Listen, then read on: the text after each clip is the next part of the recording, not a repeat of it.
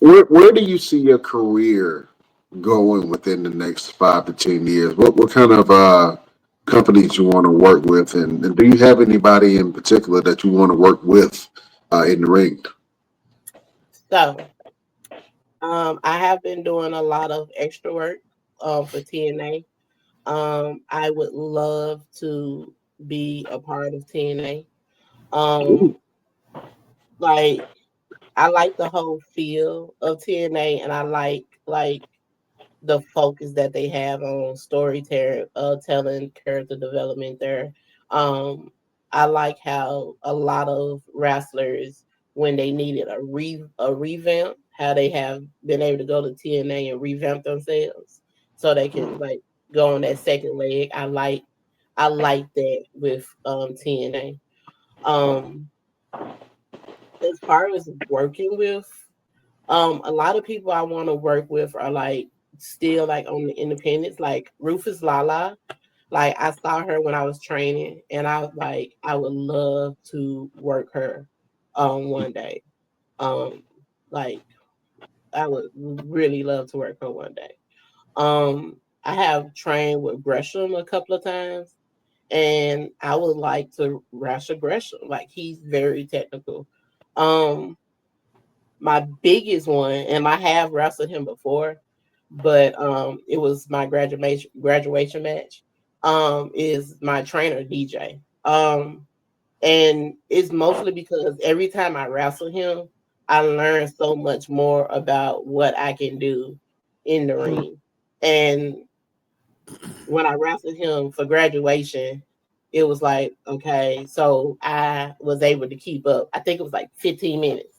And I was like, okay, I was able to keep up. But it's like, I would like to work an actual program, like where it's like fuse, promos, skits, like a whole program um, with him. And I think that'd be amazing. As far as what I want to do in the future, I want to get more reps. I want to get my name out there more.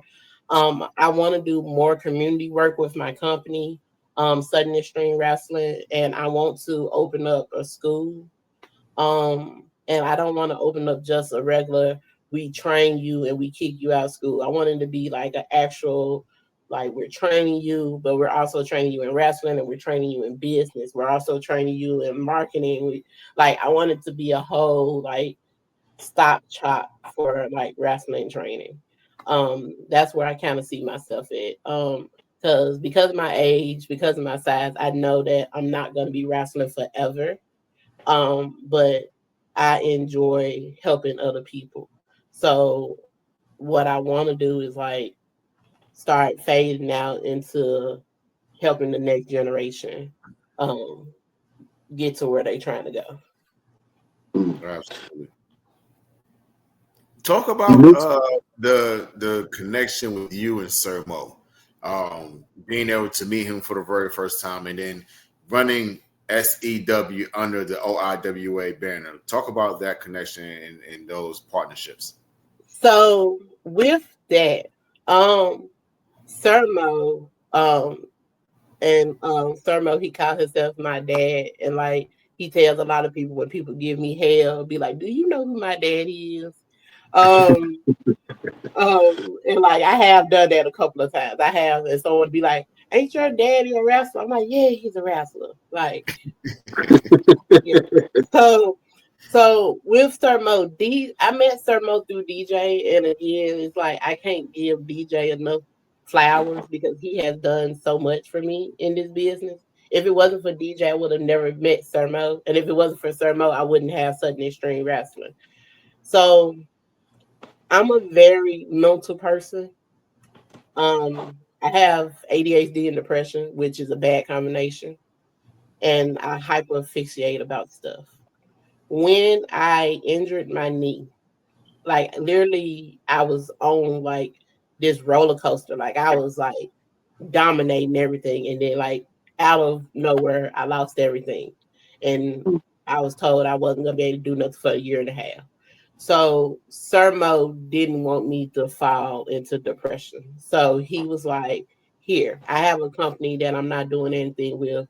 See what you can do. Your goal is to have a show in December in Memphis."